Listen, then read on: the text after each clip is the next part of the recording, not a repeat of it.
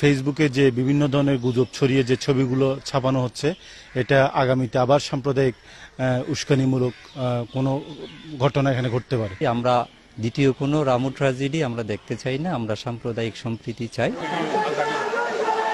2012 সালের 29 সেপ্টেম্বর ফেসবুকে একটি ছবিকে কেন্দ্র করে নারকীয় ধ্বংসযজ্ঞ ঘটে যায় কক্সবাজারের রামু, উখিয়া এবং চট্টগ্রামের পটিয়া উপজেলায়। ধর্ম অবমাননার অভিযোগ এনে পুড়িয়ে দেওয়া হয়েছিল বৌদ্ধদের প্রাচীন এবং ঐতিহ্যবাহী 20টির বেশি মন্দির। পাশাপাশি পুড়িয়ে ফেলা হয় অর্ধশত বাড়িঘর। সংশ্লিষ্টরা মনে করছেন আবারও শুরু হয়েছে একই ধরনের ষড়যন্ত্র। ফেসবুকে শ্রীলঙ্কার তামিলদের বিরুদ্ধে চলা সেনাবাহিনীর অভিযানে নিহত, আফ্রিকার দেশ কঙ্গো এবং রুয়ান্ডায় ভূমিকম্পে ও আগুনে হতাহতদের ছবি রোহিঙ্গাদের ছবি বলে প্রচারণা চালানো হচ্ছে।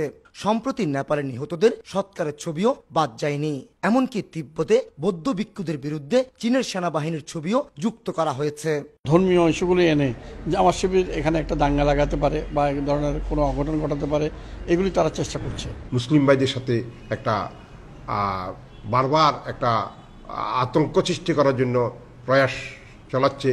এক্ষেত্রে পুলিশের অনুসন্ধানে বের হয়ে এসেছে কক্সবাজারের রামুতে সাম্প্রদায়িক সংঘাত সৃষ্টির জন্য যারা উস্কানি দিয়েছিল, ঠিক সেই চক্রই বর্তমানে রোহিঙ্গা ইস্যুত দেশে সংঘাত সৃষ্টির চেষ্টা করছে।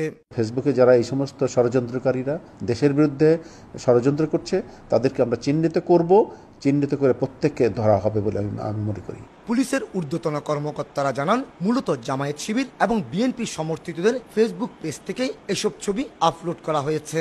বর্তমানে তাদের শনাক্তর চেষ্টাও চলছে। এমনকি 2013 সালে শাপলা চত্বরের হেফাজতের ঘটনার পরও এ ধরনের ছবি ব্যবহার করে নানা ধরনের উস্কানি দেওয়া হয়েছিল বলে জানিয়েছেন তদন্তকারী পুলিশ কর্মকর্তারা। কমল দে, সময় সংবাদ, চট্টগ্রাম।